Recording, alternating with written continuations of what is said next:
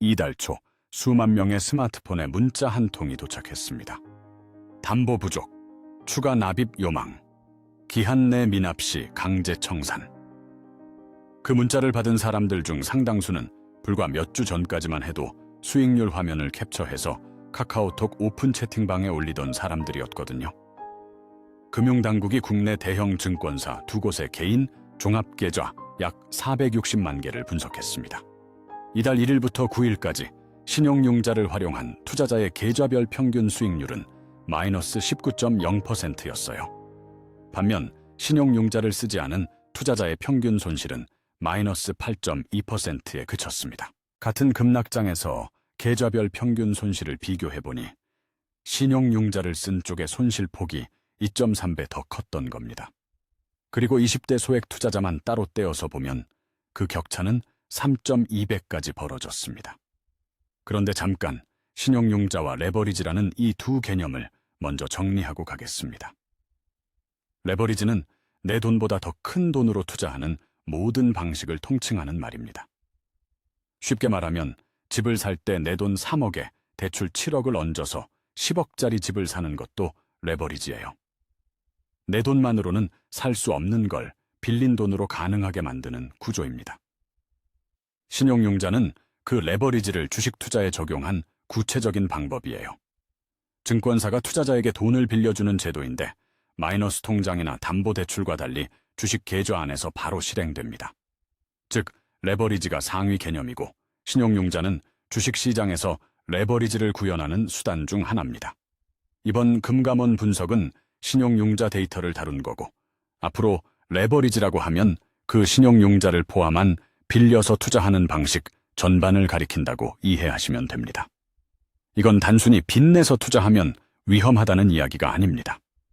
왜 그 구조가 하락장에서만 유독 잔인하게 작동하는지, 그리고 왜 경험이 적은 투자자일수록 더 깊이 빠져드는지 지금부터 그 메커니즘을 하나씩 뜯어보겠습니다.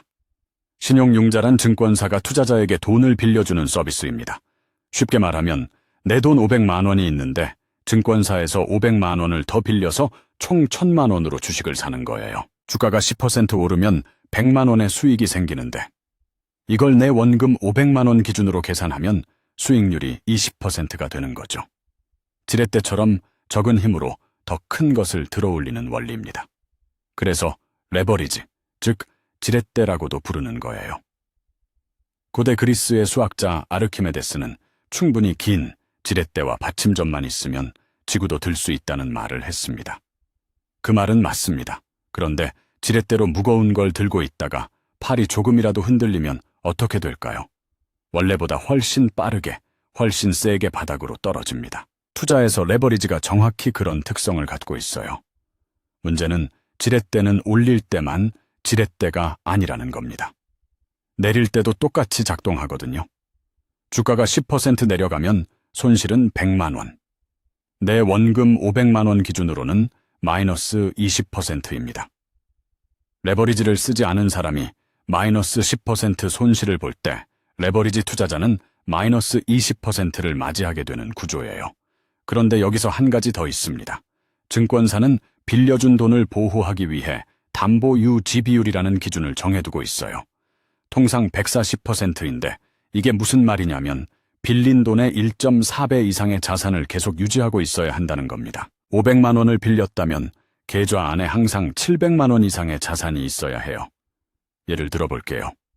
내 돈 400만 원에 신용융자 600만 원을 더해서 1000만 원짜리 주식을 샀다고 합시다. 이때 담보 유지 비율을 계산하면 주식 가치 1000만 원을 빌린 돈 600만 원으로 나누면 167%예요. 여유가 있는 상태입니다. 그런데 주가가 15% 내려가면 주식 가치가 850만 원이 됩니다. 850만 원을 600만 원으로 나누면 141.7%. 겨우 턱걸이입니다. 여기서 주가가 하루 더 빠지면 140% 기준이 깨지고 증권사는 추가 납입을 요구하는 문자를 보내게 됩니다. 이게 마진콜이에요. 마진콜을 받고도 기한 내에 돈을 채워 넣지 못하면 증권사는 그 다음 날 장이 열리는 순간 투자자의 주식을 강제로 팔아버립니다. 투자자의 동의 없이 투자자가 원하는 가격이 아닌 시장가로. 그것도 전일 종가에서 15%에서 30%를 추가로 할인한 가격을 기준으로 수량을 산정해서 강제 청산하는 거죠. 이게 반대 매매입니다. 실제 사례를 보면 이 구조가 얼마나 예상을 벗어나는지 실감이 됩니다. 최근 금감원에 접수된 민원을 보면 한 투자자의 경우 담보 부족 금액이 201만 원이었는데 실제 반대 매매 금액은 3,090만 원이었어요. 15배가 넘는 금액이 통째로 청산된 겁니다. 증권사 입장에서는 약관에 정해진 대로 전일 종가의 30%를 할인한 가격으로 수량을 산출한 것이지만 투자자 입장에서는 201만 원 문제를 해결하려다 3천만 원이 날아간 셈입니다. 규칙은 처음부터 있었지만 그 규칙이 실제로 어떻게 작동하는지를 아는 투자자는 많지 않았던 거예요. 조금 더 구체적으로 시뮬레이션을 해볼게요. A씨는 자기 돈 500만 원으로 주식을 샀습니다. B씨는 자기 돈 500만 원에 신용융자 500만 원을 더해 1,000만 원어치를 매수했어요. 주가가 20% 하락하는 상황이 발생했습니다. A씨의 손실은 100만 원, 남은 자산은 400만 원입니다. 속은 쓰리지만 버틸 수 있어요. B씨는 어떻게 됐을까요? 1,000만 원짜리 주식이 800만 원이 됐는데 여기서 빌린 500만 원을 빼면 실제 B씨의 자산은 300만 원입니다. 원금 500만 원이 300만 원이 됐으니 손실률은 마이너스 40%죠. 그런데 여기서 끝이 아닙니다. 담보 유지 비율을 계산해보면 주식 가치 800만 원을 빌린 돈 500만 원으로 나누면 160%예요. 겨우 기준선 위에 있는 상태입니다. 여기서 주가가 조금만 더 내려가면 마진콜이 오고 돈을 못 채우면 반대 매매가 집행됩니다. A씨는 마이너스 20%의 손실을 안고 버티는 동안 B씨는 청산 여부조차 자기가 결정하지 못하게 되는 거예요. 그런데 이달 초 상황은 이 계산을 한꺼번에 날려버리는 수준이었습니다.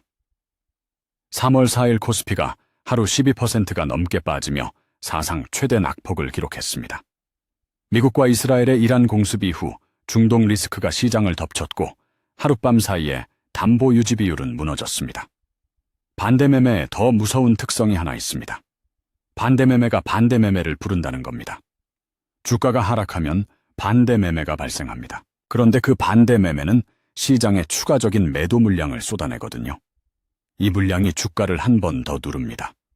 주가가 더 내려가면 담보 유지 비율이 또 깨지고 또 다른 투자자의 반대 매매가 발생합니다. 마치 눈덩이가 언덕을 굴러 내려오면서 점점 커지는 것처럼 이 스파이럴은 멈추지 않고 가속합니다. 하락장에서 신용융자가 많이 쌓여 있을수록 이 스파이럴은 더 빠르게, 더 깊이 돌아갑니다.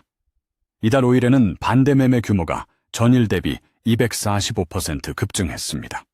단 하루 만에 777억 어치의 주식이 강제 청산됐고 이 물량들은 장이 열리는 동시에 시장가로 쏟아졌습니다. 이제 연령대별 데이터를 다시 봐야 하는데요. 절대 손실률만 보면 60대가 마이너스 19.8%로 가장 컸습니다. 50대 마이너스 19.3%, 40대 마이너스 19.0%로 뒤를 이었고 20대는 마이너스 17.8%로 상대적으로 낮아 보이죠. 이 숫자만 보면 젊은 투자자들의 피해가 덜한 것처럼 읽힙니다. 그런데 금융당국이 주목한 건 이 숫자가 아니었습니다. 같은 연령대 안에서 신용융자를 쓴 사람과 쓰지 않은 사람의 격차를 비교했을 때 수치가 완전히 뒤집혔습니다. 20대에서 신용융자를 쓰지 않은 사람의 손실은 마이너스 6.7%였습니다. 신용융자를 쓴 20대는 마이너스 17.8%의 손실을 봤어요. 2.7배 차이입니다. 30대도 마찬가지였어요. 신용융자 미사용 마이너스 6.6%인데 사용하면 마이너스 18.2%로 악화되며 2.8배가 됩니다. 그리고 투자금 1,000만 원 미만의 20대 소액 투자자로만 좁히면 이 격차는 3.2배까지 벌어졌습니다. 이 수치가 전 연령대, 전 투자 규모를 통틀어 가장 큰 격차였어요. 왜 20대일수록 이 격차가 더 커졌을까요?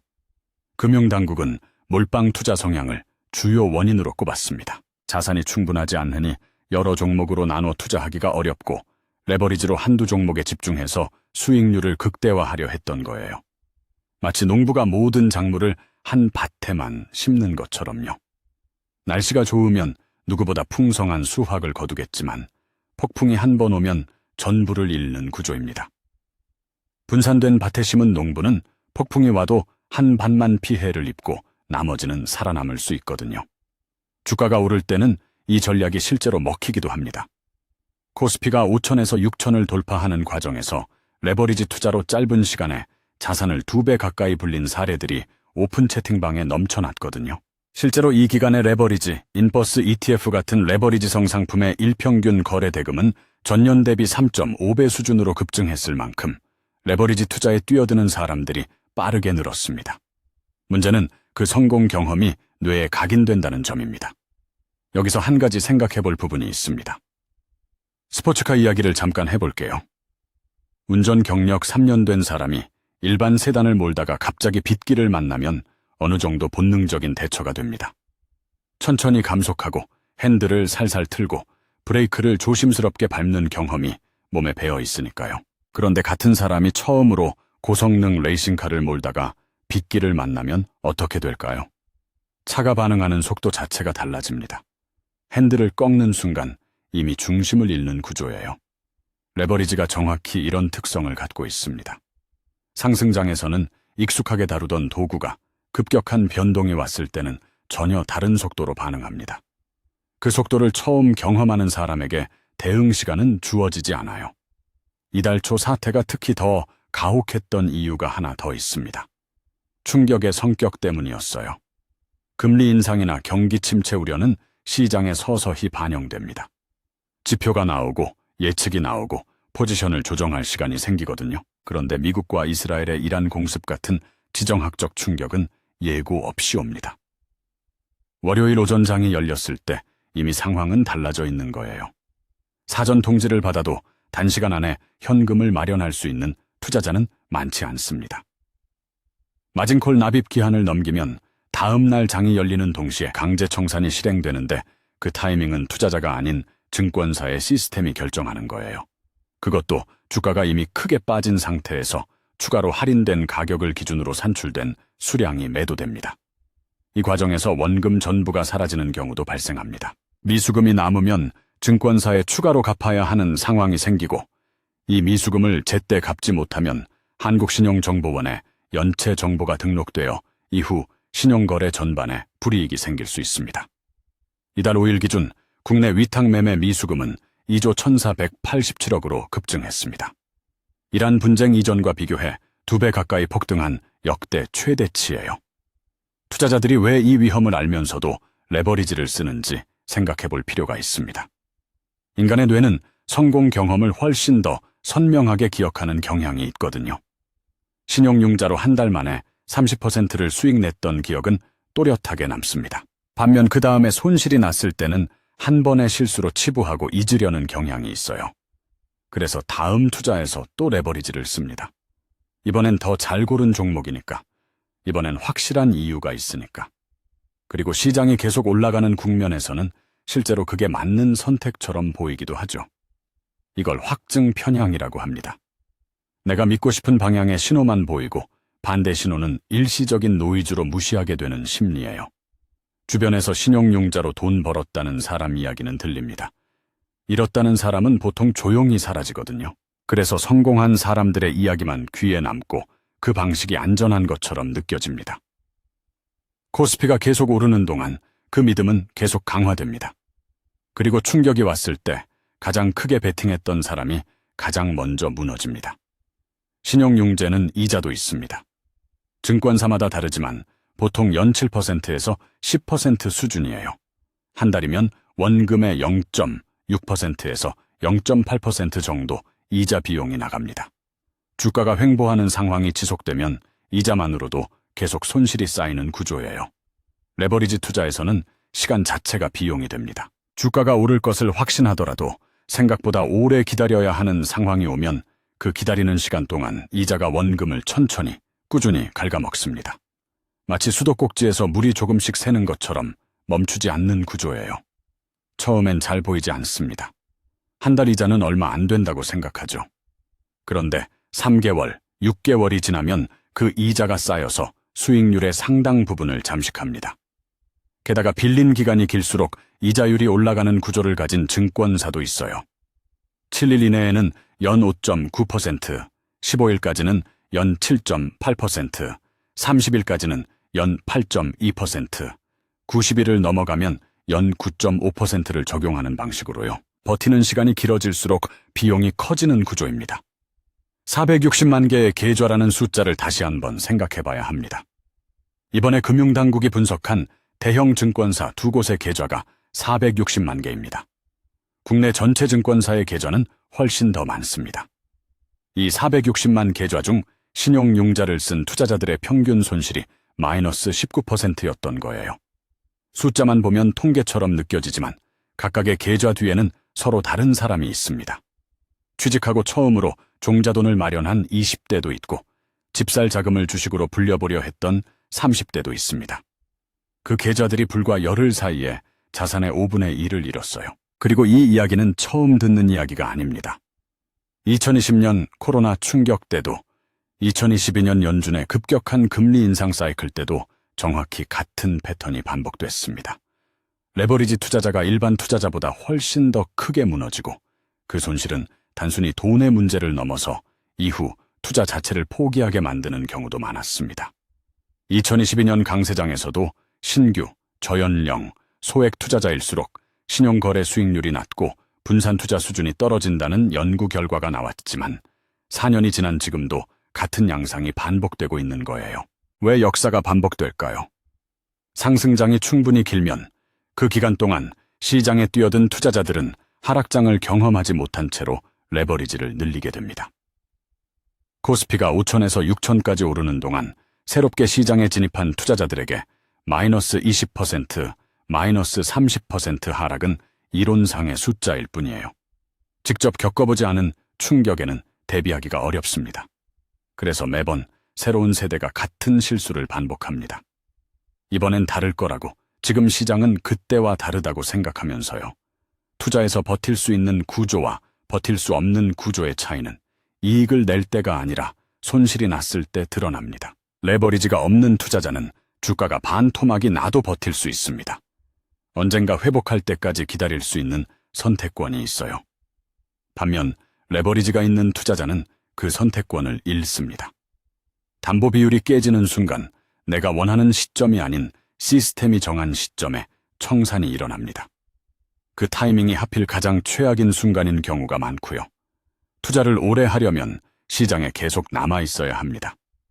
시장에 계속 남아있으려면 강제 청산당하지 않는 구조를 만들어야 해요. 수익을 극대화하는 방법보다 게임에서 퇴장당하지 않는 방법이 먼저라는 건 숫자가 아니라 이번 460만 계좌가 직접 증명한 이야기입니다. 금감원은 현재 신용융자 규모가 시가총액 대비 1% 미만 수준으로 시스템 전체로 번질 위험은 제한적이라고 평가합니다. 하지만 그 말이 개인 투자자에게 위안이 되지는 않습니다. 시스템이 살아남더라도 개인의 계좌는 이미 비어 있을 수 있으니까요. 시스템의 안전과 개인의 안전은 전혀 다른 이야기입니다.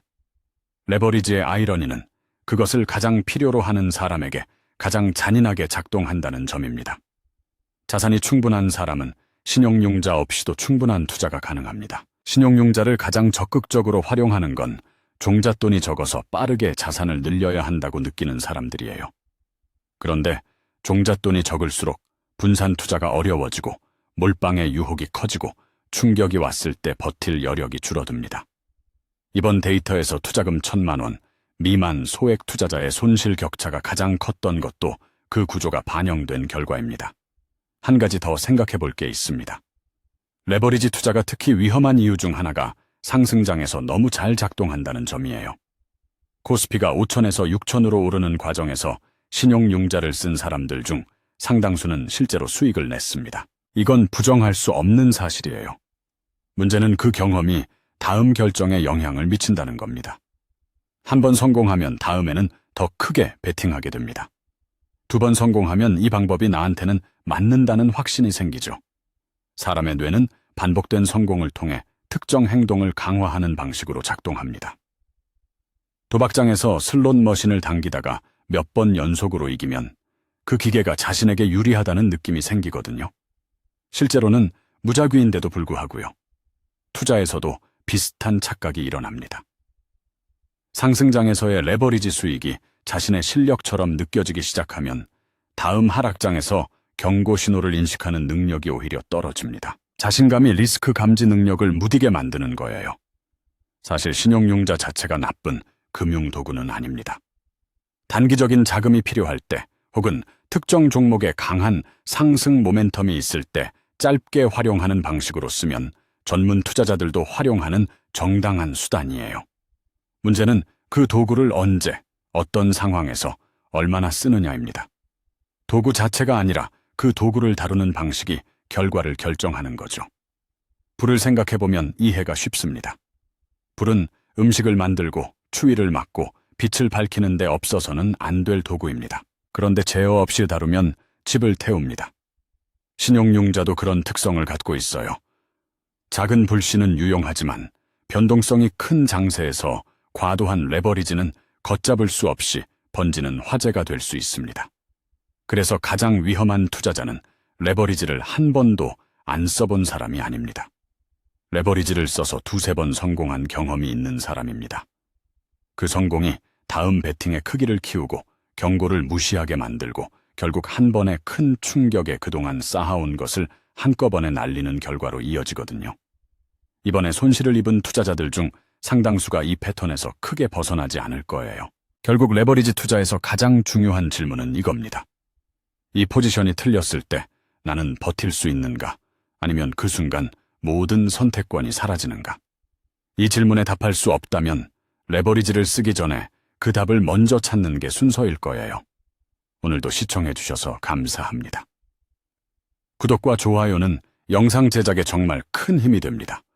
오늘 영상 어떠셨나요? 혹시 신용융자나 레버리지 투자를 직접 경험해보신 분들, 혹은 이번 급락으로 예상치 못한 상황을 겪으신 분들이 있다면 댓글로 이야기를 남겨주세요. 서로에게 큰 도움이 될 것 같습니다.